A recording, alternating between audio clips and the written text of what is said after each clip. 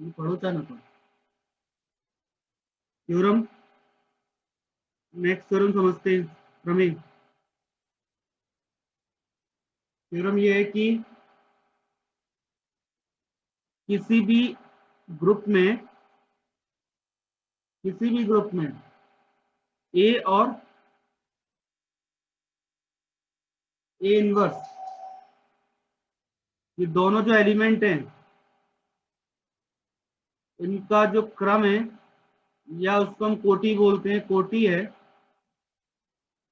वो एक ही रहती है, दोनों अलग अलग नहीं होती, एक ही होती है। ठीक है, ऑर्डर ऑफ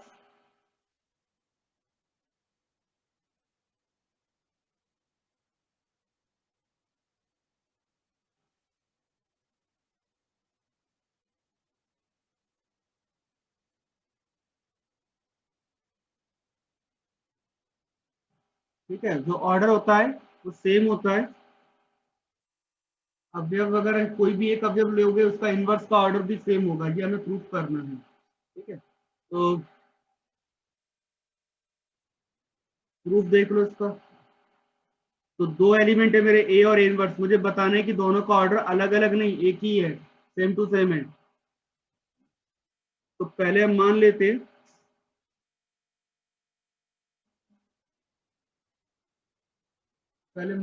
ए और ए इनवर्स दो मेरे एलिमेंट हैं, दो अवयव हैं। ठीक है, और ए का ऑर्डर एन है और ए इनवर्स का ऑर्डर एन है। माना ये दो अलग अलग हम वैल्यू दिख रही है हमें, एन और एम। हमें प्रूफ ये करना है कि एन बराबर एम होना चाहिए, दोनों का ऑर्डर बराबर होना चाहिए, एक ही होना चाहिए। ठीक है, और ऑर्डर जो है वो दोनों का सेम होगा, ये प्रूफ करना है। तो क्लियर बात है, अगर डेफिनेशन के अकॉर्डिंग क्या होगा, ए को एन बार सॉल्व करने पर आइडेंटिटी आता है और इनवर्स को एम बार सॉल्व करने पर आइडेंटिटी मिलता है। ये तो डेफिनेशन होगी हमारी, ये तो हमारी डेफिनेशन। अब हमें ये प्रूफ करना है कि एन और एम दोनों बराबर है। ठीक है, we have to prove that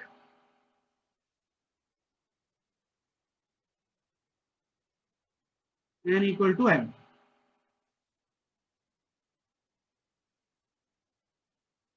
voice clear नहीं है? तो हमें प्रूफ करना है, हमें सिद्ध करना है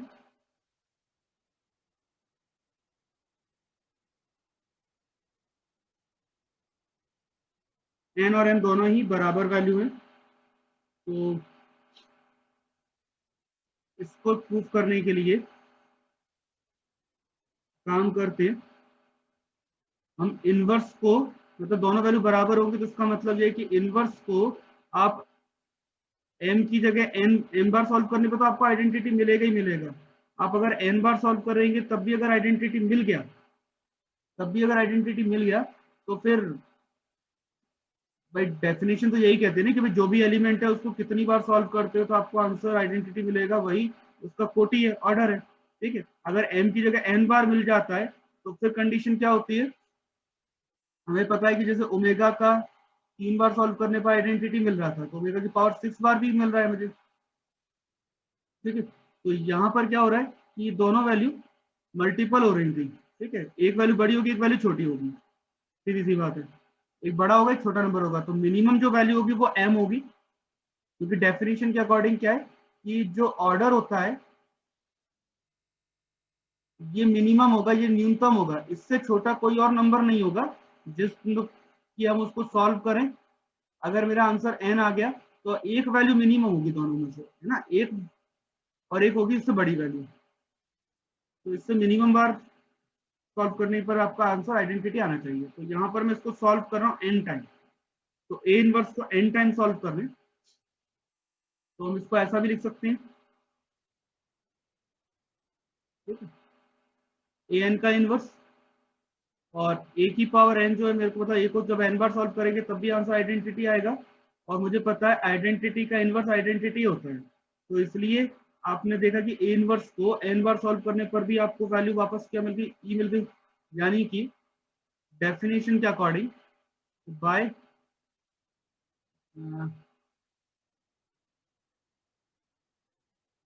बाय डेफिनेशन ऑफ ऑर्डर,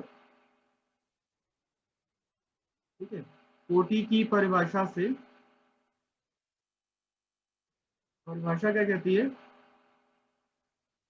कि जो भी ऑर्डर होगा ए का, वो ऑब्वियस बात है मिनिमम वैल्यू एम होगी, है ना, मिनिमम वैल्यू एम होगी, और जो भी नंबर होगा वो छोटा नंबर होगा एम, मिनिमम वैल्यू कौन होगी एम होगा, और एन हमेशा जो अगर एन बार सॉल्व करने पे भी आइडेंटिटी आ रहा है तो एन तो आपका बड़ा ही रहने वाला है बाय डेफिनेशन, ठीक है। तो ये है आपकी क्वेश्चन 1 की, मेरे को यहाँ से क्लियर हो रहा है कि भाई एम छोटा नंबर है और एन बड़ा नंबर है। अब इसको दोबारा से एक बार फिर से हम सॉल्व कर रहे हैं ए को, अब ए को एन बार सॉल्व करने पर आइडेंटिटी आ रहा है, इसको हम एम बार सॉल्व करते हैं, ठीक है। अब एम बार सॉल्व करें तो उसको हम ऐसा लिख सकते हैं ए की पावर -1 माइनस एम, और ए पावर इनवर्स एम बार सॉल्व हो रहा है और उसका भी इनवर्स चल रहा है, तो इनवर्स एम बार जब सॉल्व करेंगे तब भी आंसर आइडेंटिटी आएगा। और इस तरीके से फिर से दोबारा डेफिनेशन से मुझे मिल गया कि भाई एन की जगह एम बार सॉल्व करने पर आइडेंटिटी मिल रहा है, तो फिर से दोबारा डेफिनेशन में देंगे बाय डेफिनेशन ऑफ ऑर्डर, कोटि की परिभाषा से ये जो वैल्यू होगी वो हमेशा एम से छोटी होगी, क्योंकि मिनिमम वैल्यू एन है, एन से छोटा हो नहीं सकता, तो एन क्या हो गया less than equal to n. तो इक्वेशन 1 और 2 अगर आप देखोगे ध्यान से तो ये बोल रहा है कि पहली कंडीशन बोल रहा है एम छोटा है और एन बड़ा है, दूसरी कह रहा है कि एन बड़ा है, सॉरी एन छोटा है और एम बड़ा है, दोनों एक दूसरे से छोटे कैसे सकते हैं, कोई भी दो नंबर एक दूसरे से छोटे नहीं सकते ना, कि भाई मेरा 1 जो है पहले 2 से छोटा है, अब फिर मैं कहूँ नहीं 2 जो है वो 1 से छोटा है, तो ऐसा पॉसिबल नहीं है ना, ऐसा एक ही कंडीशन में संभव है जब 1 1 से छोटा और उसका उल्टा भी सेम हो, यानी कि दोनों नंबर बराबर हो, तभी एक दूसरे से छोटे नंबर आ सकते हैं, अदरवाइज आ ही नहीं सकते, ठीक है। तो इस प्रकार हम लिख सकते हैं फ्रॉम इक्वेशन 1 एंड 2।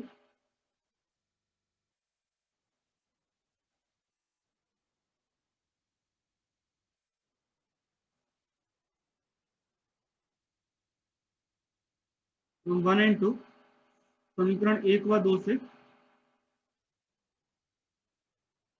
कि दोनों नंबर एक दूसरे से छोटे नहीं हो सकते, ऑब्वियस बात है दोनों नंबर बराबर ही होंगे, यानी कि n बराबर m हो गया, यानी कि फाइनल प्रूफ हो गया therefore order of a and a inverse are equal, ठीक है। अतः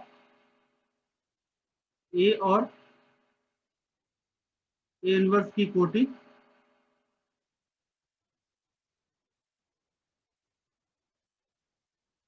बराबर है, ये आपका थ्योरम है,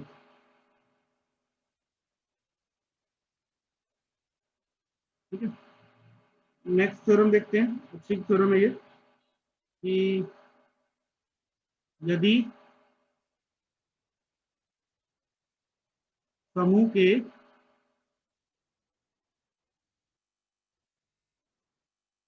किसी अवयव, कोई एक अवयव लिया हमने समूह का a की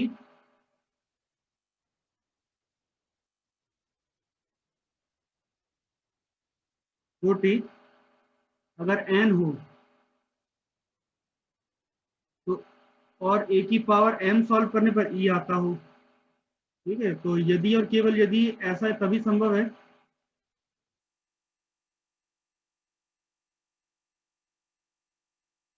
m बराबर n क्यू होगा, तो यहाँ पे q एक पूर्णांक है, ठीक है। अथवा दूसरी तरीके से हम बोले कि यदि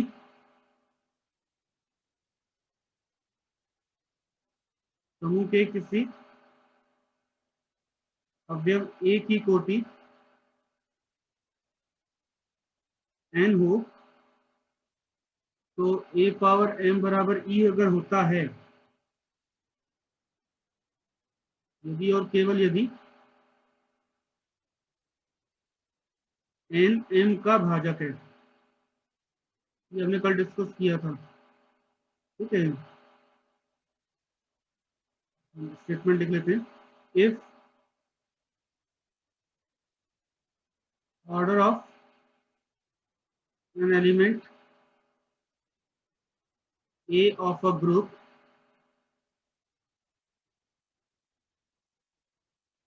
is n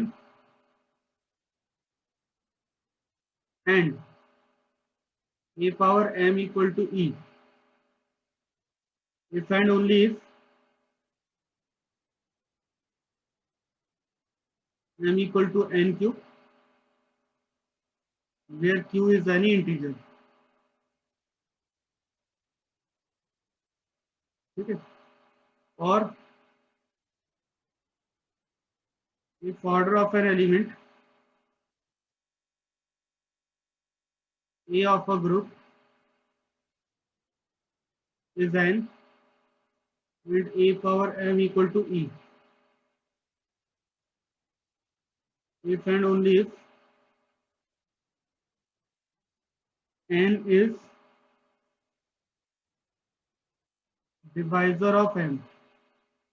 ये हमें कंडीशन थ्योरम प्रूव करनी है, इसके बारे में हमने कल भी डिस्कस किया था। ये स्टेटमेंट है थ्योरम का, इसको मैं समझा दूं थोड़ा शॉर्ट में कि एक मेरा ग्रुप है जी, कोई ऑपरेशन दिया गया इसमें से कोई एक एलिमेंट मैंने उठाया मान लो, और इसका जो ऑर्डर है, जो कोटि है वो n है। इसका मतलब ये कि a को n बार सॉल्व करने पर आंसर आइडेंटिटी आता है, ये तो बात हो गई। लेकिन अगर a को मैं m बार सॉल्व करता हूँ तब भी आइडेंटिटी आ जाता है। ठीक है, तो ऐसा तभी पॉसिबल है जब हम इसको a को n बार सॉल्व कर रहे हैं, इसको दोबारा सॉल्व कर लें, मतलब 2 बार या 3 बार या 4 बार, ऐसे करते करते मान लो हमने a को कोई p बार सॉल्व कर लें, तब भी आंसर क्या आएगा, आइडेंटिटी ही आएगा, तब समझ ही आएगा। ठीक है, तो एक तो n की पावर जो है 2 3 4, तो n की पावर p मान लो बोल pn, तो इसको सॉल्व करने पे जो वैल्यू आएगी, न्यू वैल्यू, वो होगी आपकी m। तो यानी कि जो नंबर है आपका ये m है, मतलब np इक्वल टू m ऐसा बोल दें। ठीक है, तो n आपका छोटा नंबर है, m आपका बड़ा नंबर है, तो ऑब्वियस बात है n जो है वो m को डिवाइड करेगा। ठीक है, तो बड़ा नंबर आपका जो m क्या है, मान लो यहाँ पे 2n आपका क्या है, m है, तो ऑब्वियस बात है कि m को जब 2 से डिवाइड करेंगे तो आंसर m आएगा, है ना। और अगर हम m को n से डिवाइड करेंगे तो आंसर 2 आएगा। अगर m की वैल्यू 3n है तो m को n से डिवाइड करने पर आंसर 3 आएगा। इसका मतलब है कि n जो है वो m को डिवाइड करता है, m जो है वो n क्या है, m को डिवाइड करता है, इसका भाजक है, डिवाइजर है। तो ऐसा तभी पॉसिबल है, ये हमें प्रूफ करना है। ठीक है, और दूसरी कंडीशन, अगर n डिवाइड करता है m को, तब प्रूफ करना है कि a का जो ऑर्डर है वो n होगा। ठीक है, ये दोनों कंडीशन बनेगी, लेकिन a का जो ऑर्डर होगा, जो कोटि होगी, वो n रहेगा, m नहीं होगा। ठीक है, बड़ा वाला नंबर नहीं आएगा, छोटा ही नंबर आएगा। इसको प्रूफ देख लेते हैं। पहले तो हम एक साइड मान लेते हैं, लेट माना a की पावर m बराबर e है। ठीक है, और हम प्रूफ क्या कर रहे हैं कि n जो है वो m को डिवाइड करता है, n डिवाइड करता है m को, ये हम प्रूफ करना चाह रहे हैं। ठीक है, तो a की पावर m बराबर e है, तब अब ये तो डेफिनेशन बनेगी यहाँ पर अवयव की कोटि की परिभाषा से।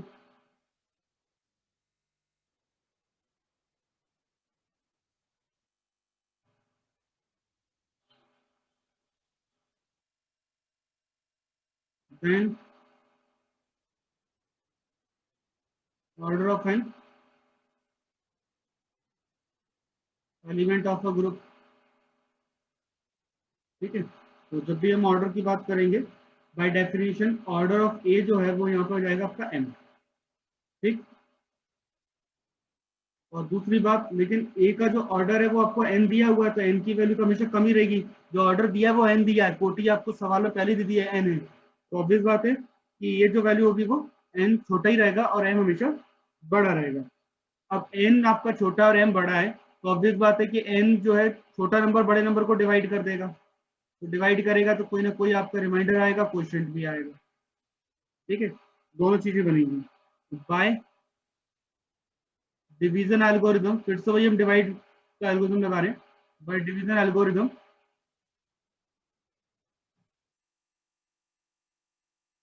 विभाजन कलन विधि से, ठीक है, विभाजन कलन विधि से, by division algorithm there exist Q and R such that, ठीक है, ये भी यही लिखना है, हिंदी में भी यही लिखना है आपको। ठीक है, there exist Q and R such that M को डिवाइड करेंगे हम N से, तो क्वोशिएंट आपका Q आएगा प्लस R रिमाइंडर बनेगा। ठीक है, और जहां हमने पढ़ चुके भाई रिमाइंडर जो होता है ना वो हमेशा 0 से बड़ा नंबर होता है, और डिवाइड आप N से कर रहे हैं तो N से छोटा ही होगा। अब हम a की पावर m सॉल्व कर रहे थे, तो a की पावर जो हो जाएगा n q प्लस r, तो a की पावर n q और इंटू a की पावर r। a की पावर n तो पहले से आइडेंटिटी है, order of A is an, a की कोटि n है, पहले दिया गया है, तो इसको n बार सॉल्व करने पर आंसर आपको आइडेंटिटी मिलना चाहिए, और e को आप चाहे जितनी बार सॉल्व करो आंसर आइडेंटिटी आएगा। फाइनली आपको मिलेगा a पावर r। ठीक है, तो दूसरी कंडीशन यहाँ पर लिख देता हूँ, e की पावर q भी बराबर आपको e रहता है।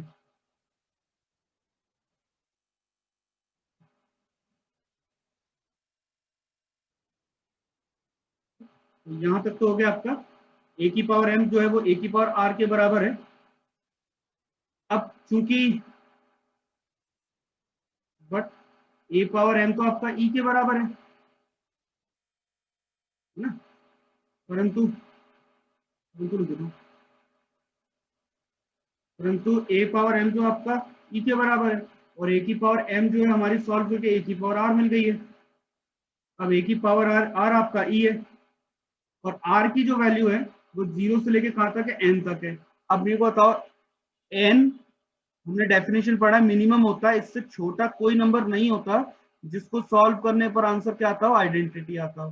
तो उससे छोटा नंबर बोल रहा है, ये बोल रहा है कि a की पावर r सॉल्व करने पर ये आ रहा है, और डेफिनेशन के हिसाब से n से छोटा नंबर नहीं होगा, तो इसका मतलब एक ही कंडीशन हो सकती है, r की वैल्यू 0 होनी चाहिए, और कोई वैल्यू कंडीशन ही नहीं बनती है। इसका मतलब ये है कि r इक्वल टू मेरा हो जाएगा 0, क्योंकि r की जो वैल्यू है तो 0 से लेके n के बीच में है, और n से छोटा नंबर जो आंसर आइडेंटिटी देता है तत्समक देता है, तो डेफिनेशन ही खत्म हो जाएगी। फिर तो डेफिनेशन के अकॉर्डिंग तो n से छोटा कोई नंबर होना नहीं चाहिए, तो बाय डेफिनेशन n से छोटा नहीं होना चाहिए, लेकिन हमारे हिसाब से एक ऐसा नंबर मिल रहा है जो n से छोटा है, आंसर आइडेंटिटी दे रहा है, तो इसका मतलब एक ही कंडीशन है कि r की वैल्यू 0 पॉसिबल है और कोई कंडीशन नहीं है। ठीक है, तो यानी क्योंकि n सबसे छोटा नंबर है इसलिए। ठीक है, एंड लिख देते हैं n is smallest positive integer such that a की पावर n बराबर ही, और n न्यूनतम धनात्मक पूर्णांक इस प्रकार है कि a की पावर n ही आना चाहिए, जो न्यूनतम होता है बाय डेफिनेशन, इसलिए हम r की वैल्यू 0 मान के चल रहे हैं। ठीक है, अब क्योंकि r की वैल्यू 0 है, तो हमने ये जो डेफिनेशन मानी कि m equal to n q plus r, finally m की जो वैल्यू है वो हो जाएगी एन क्यू। ठीक है, बिकॉज r इक्वल टू क्या हो जाएगा 0, तो m इक्वल टू हो जाएगा एन क्यू, और m equal to n q का क्या मतलब है, इसका मीनिंग है कि m को हम n से डिवाइड कर सकते हैं, तो n जो है डिवाइड कर देगा किसको, m को, मतलब n m का भाजक है, n is divisor of m। ये आपका हो गया पहला पार्ट प्रूफ, जो हमें प्रूफ करना था। ठीक है, अब इसका अपोजिट विलोमता भी करना है, क्योंकि if and only if condition है।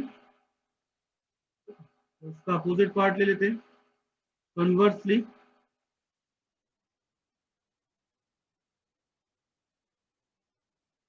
विलोमता कि मान लेते हैं लेट n डिवाइड्स m। ठीक है, माना n जो है m को डिवाइड करता है, तो अगर ऐसा है तो there exist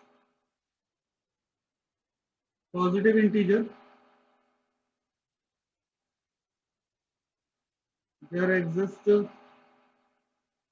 positive integer q such that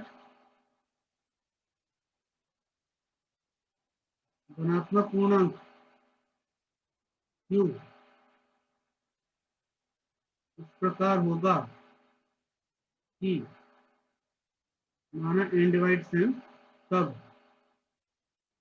ठीक है इस प्रकार होगा कि n इक्वल टू हो जाएगा m क्यू, क्योंकि n डिवाइड करता है ना, तो m इक्वल टू हो जाएगा n क्यू। और चूंकि a की पावर m उधर दिया मैंने, n डिवाइड कर रहा है और आंसर मेरा m आ रहा है, ठीक है, तो n क्यू आ जाएगा। तो a की power m equal to a की पावर n क्यू, और a की पावर n क्यू यानी कि हो जाएगा e की पावर q, और e की पावर q आ जाएगा वापस e। ठीक है, आइडेंटिटी। तो इस तरीके से a की power m equal to e आपको प्रूफ हो जाएगा। ठीक है, because e power q equal to e होता ही है, e कोई पॉजिटिव नंबर है तो। ठीक है, तो इस प्रकार ये आपका कन्वर्सली पार्ट भी प्रूफ हो जाएगा। तो ये दो थ्योरम है, दो थ्योरम आपको नोट करनी है अच्छे से।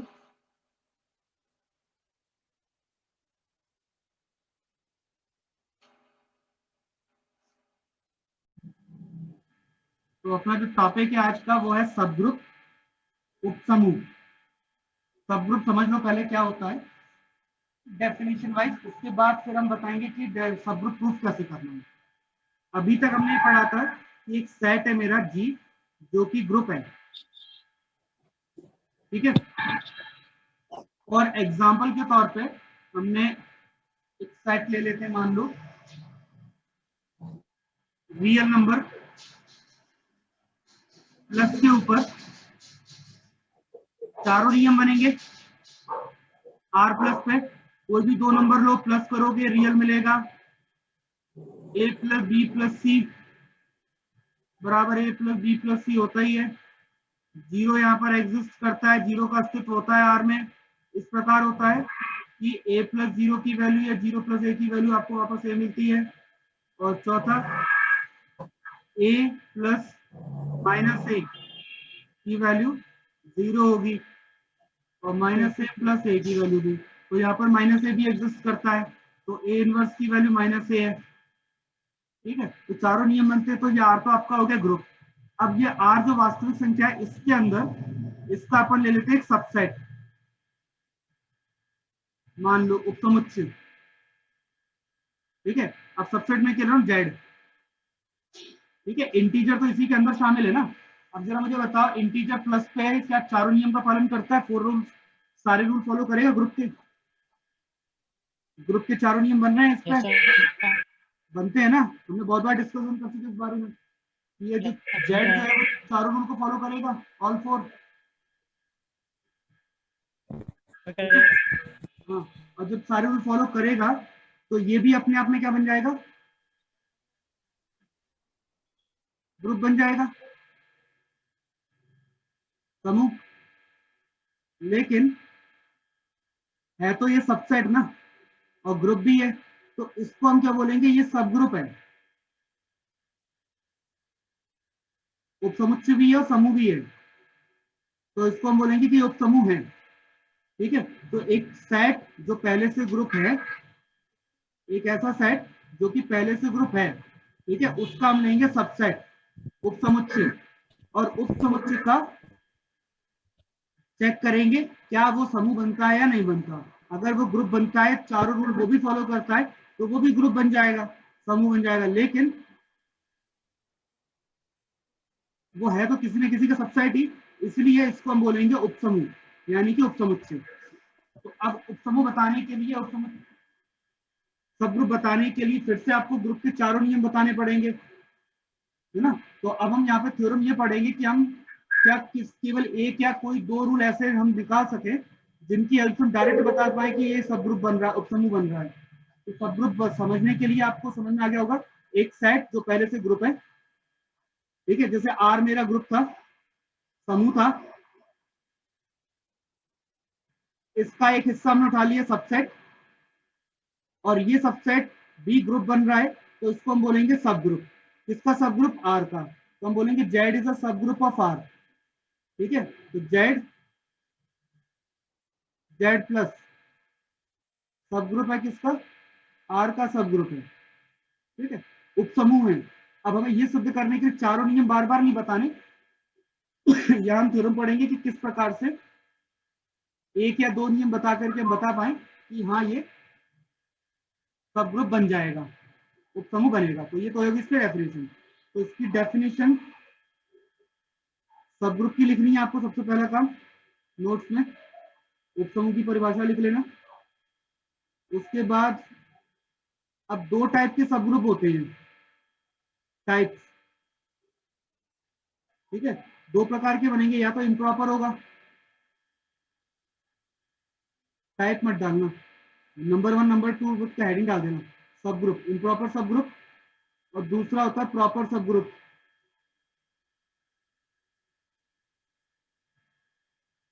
अनुचित उपसमूह और उचित उपसमूह, ये दो आपके सब ग्रुप बनेंगे, उचित और अनुचित, ठीक है, इम्प्रॉपर और प्रॉपर। इम्प्रॉपर जो है वो आपके हमेशा दो होते हैं, तो ध्यान रखिए, दो ऐसे सब ग्रुप दो सब ग्रुप तो हमेशा रहेंगे, एक तो आइडेंटिटी का सेट, तत्समक का उपसमुच्चय, ये जो सब ग्रुप हो, ये जो सब ग्रुप है ये हमेशा इम्प्रॉपर में आएगा क्योंकि ये तो हमेशा सब ग्रुप बनेगा। और दूसरा एक खुद सेट, सेल्फ, स्वयं, जो भी समूह है जिसका आप सब ग्रुप बताना चाह रहे हैं, जैसे मान लो जी एक सब ग्रुप है, जी एक मेरा ग्रुप है, ठीक है, तो इसके दो उपसमूह तो बनेंगे ही बनेंगे, दो सब ग्रुप तो बनेंगे ही, हमेशा रहेंगे, चाहे कोई भी हो, पहला आइडेंटिटी और दूसरा जी खुद, ठीक है। तो ये वाला जो सेट जो दोनों है, ये दोनों ट्रिवियल कहलाते हैं, ट्रिवियल सब ग्रुप, ये तो रहेंगे ही, इन्हीं को हम इम्प्रॉपर भी बोलते हैं, और दूसरा इसको हम अनुचित भी, यही है, ठीक है, यही अनुचित है। और ट्रिवियल मतलब तुच्छ। लेकिन अगर इन दोनों के अलावा कोई और बने तो वो सारे कहलाते प्रॉपर, उचित। ये दो तो हमेशा रहेंगे, हर एक ग्रुप के दो सब ग्रुप तो होते ही हैं, ध्यान रखिए, दो तो होंगे ही सब ग्रुप। अगर इन दो के अलावा कोई और आता है तब वो प्रॉपर कहलाएगा, लेकिन अगर वो केवल वही दो बन पा रहे हैं तो केवल इम्प्रॉपर सब ग्रुप बनेंगे, ट्रिवियल, अनुचित, तुच्छ, ठीक है। और दूसरी बात, मान लो एच मेरा सब ग्रुप है जी का, एच जो है ये सब ग्रुप है, उपसमूह है, और जी मेरा मेन ग्रुप है, ये समूह है, और इसका ये उपसमूह है। तो नाम सब क्लियर हो गया होगा, उपसमूह बोल रहा हूँ, सब ग्रुप, तो ये किसी का पार्ट है एच, तो ये जी का हिस्सा है, और एच अपने आप में चारों नियम का पालन करता है, ठीक है, ग्रुप के सारे नियम इसके पास हैं, और बाकी जो प्रॉपर्टी जितनी भी हमने ग्रुप की पढ़ी सारी की सारी ये फॉलो करता है, इसलिए हम इसको ग्रुप बोल रहे हैं। ठीक है, तो जी के अंदर एक आइडेंटिटी एलिमेंट होगा ई, वही आइडेंटिटी एलिमेंट एच में भी जाएगा। ठीक है, क्योंकि दोनों का ऑपरेशन सेम होगा। अगर जी मेरा प्लस पे बन रहा है तो मैं एच को भी प्लस पे बनेगा सब ग्रुप। अगर जी स्टार पे बन रहा है, अगर जी जो ग्रुप है वो स्टार पे बना हुआ तो एच भी ग्रुप आपका स्टार पे बनेगा। इसलिए दोनों की आइडेंटिटी नहीं बदलेगी, तत्समक वही रहेगा, आइडेंटिटी में कोई चेंज नहीं होगा। और जो भी एलिमेंट उठ करके एच में जाएगा उसका इनवर्स एच में जो है वही इनवर्स हमें जी में मिलेगा। ऐसा नहीं कि एच में इनवर्स कुछ और है जी में कुछ और हो जाएगा, ऐसा नहीं होगा। दोनों में इनवर्स सेम रहेगा, अलग अलग नहीं होंगे। ठीक है,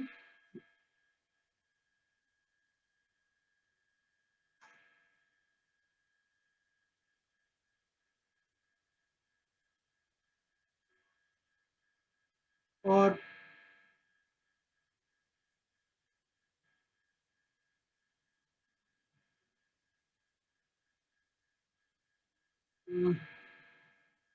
थ्योरम देख लो कॉम्प्लेक्स और समझा देते हैं।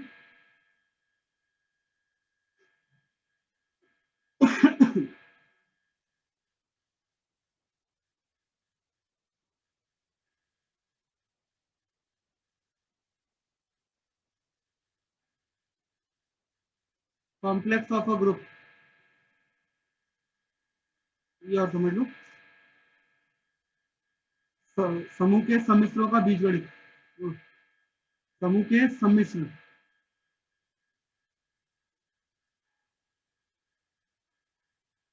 समूह के सम्मिश्र।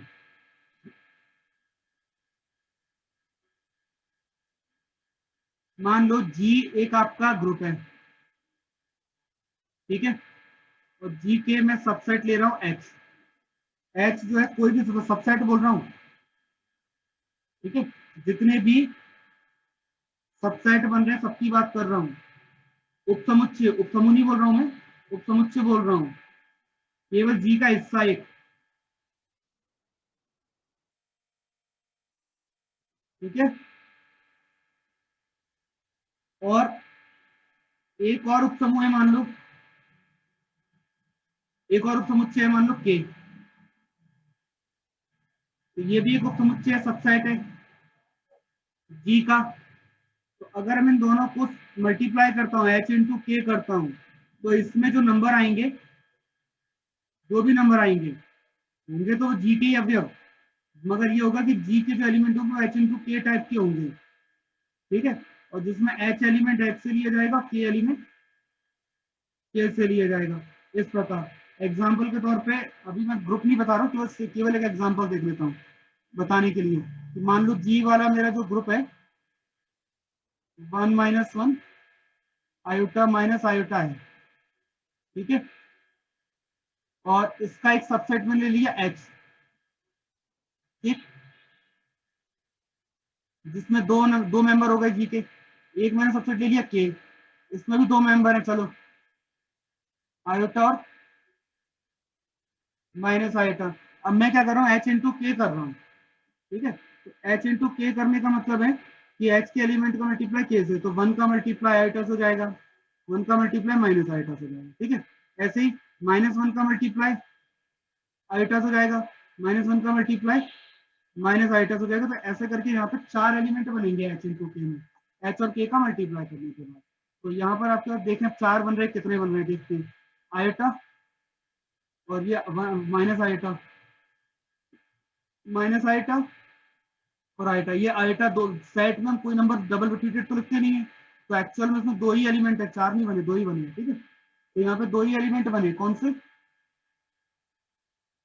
के वाले। ठीक है, वापस मुझे के सेट मिल गया। तो इस, लेकिन मैं बता रहा हूँ कि कॉम्प्लेक्स इसको कैसे हम मल्टीप्लाई करेंगे। तो ये जो मेरा उपसमुच्चय थे दोनों एच और के, इन दोनों को अगर मैं मल्टीप्लाई कर रहा हूँ एच के, तो जो भी एलिमेंट आएगा वो होगा तो जी का ही एलिमेंट। देखो आयोटा माइनस आयोटा जी का ही मेंबर है, लेकिन जो फॉर्म है वो एच इंटू के टाइप का है। एक एलिमेंट एच से उठाएंगे, के से उठाएंगे, दोनों को मल्टीप्लाई कर देंगे। ठीक है, इस टाइप से जितने भी बनेंगे सबका सेट जो बनेगा वो एच के बनेगा। तो ये डेफिनेशन है एच के की, ये याद रखनी है। और कहीं अगर एच अगर मान लीजिए उपसमूह होता है, अगर सब ग्रुप है किसका, जी का,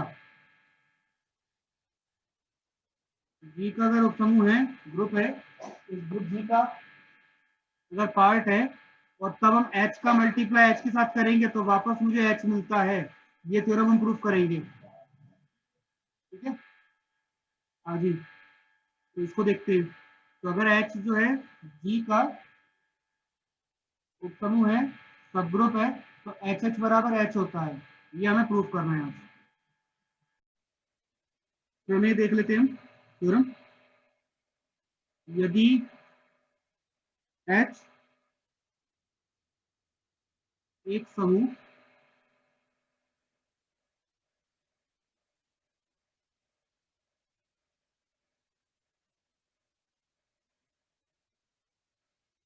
उपसमूह है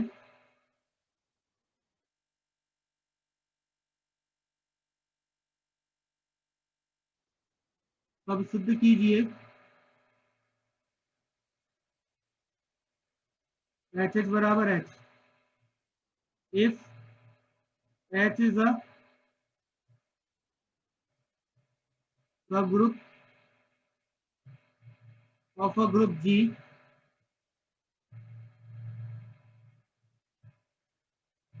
then prove that H H बराबर एच, हमें ये प्रूफ करना है कि एच एच एच के बराबर है, यानी कि एच एच अपना एक सेट है और एच दूसरा सेट है, ये दोनों सेट आपस में बराबर कब होंगे, जब एक दूसरे के सबसेट होते हैं। ठीक है, ये हमें मालूम है कि दो सेट आपस में बराबर तभी कहलाएंगे जब एक दूसरे का सबसेट है, एक दूसरे का उपसमुच्चय है। प्रूफ देख लेते हैं।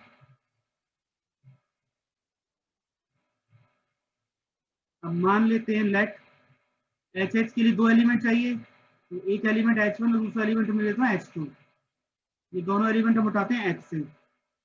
ठीक,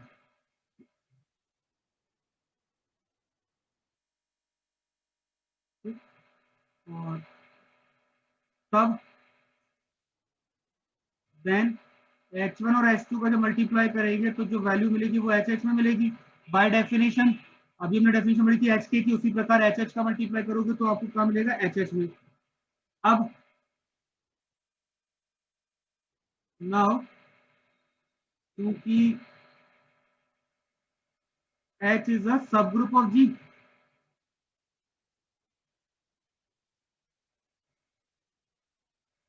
H G का उपसमूह है, ये हमें डेफिनेशन थ्योरम की स्टेटमेंट में दिया है।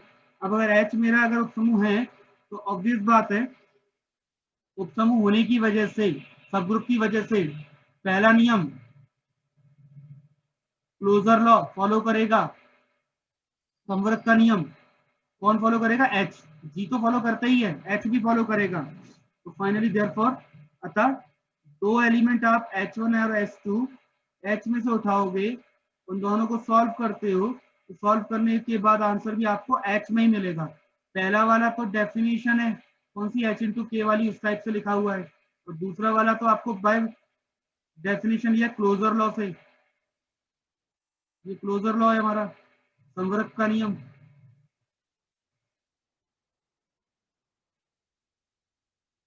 ठीक है, तो क्लोजर लॉ से हमने ये लिख दिया है। अब इस प्रकार हमने जो एलिमेंट लिया था पहला वाला, देखो ये कहां से, एच एच से, और हमें एलिमेंट मिला किसमें, एच में, तो यहां से हम बोल सकते हैं फाइनली कि जो एलिमेंट आपका एच एच में है वही आपको किसमें मिला, एच में, यानी कि एच एच के सारे अवयव, सारे के सारे एलिमेंट एच में चले गए। तो इस प्रकार पहला पार्ट हो गया कि एच एच सबसेट है एच का। अब इसका उल्टा प्रूफ करना है। ठीक है, अब इसका उल्टा पार्ट प्रूफ करना है। तो नाउ अब माना हम ऐसा मान लेते हैं कि भाई एच में से एलिमेंट उठाएंगे और एच एच में बताएंगे। ठीक है, तो तब देन जो भी एलिमेंट होगा वो एच, उसको हम एच इंटू ई के फॉर्म में तो लिख ही सकते हैं कि एच को ई के साथ आइडेंटिटी के साथ सॉल्व करेंगे तो आंसर आपको वापस एच ही मिलता है। ठीक है, तो जहाँ ई जो है वो क्या है, आइडेंटिटी है, तत्समक है, ई तत्समक है, ई इज आइडेंटिटी। फाइनली जो भी एलिमेंट आप एच में से उठा रहे हो और एक आप ई उठा रहे हो एच में से, तो आपको एलिमेंट मिलेगा एच ई। ये किसमें मिलेगा, एच एच में बाय डेफिनेशन। ठीक है, और एच ई की वैल्यू एच होती है, तो एच जो है वो आपको किस मिला, एच एच में। तो इस प्रकार से जो भी एलिमेंट आप एच उठा रहे हो वो आपको एच एच में तो मिल ही रहा है, यानी कि एच के सारे मेंबर एच एच में शामिल है। तो ये हो गया सेकेंड नंबर।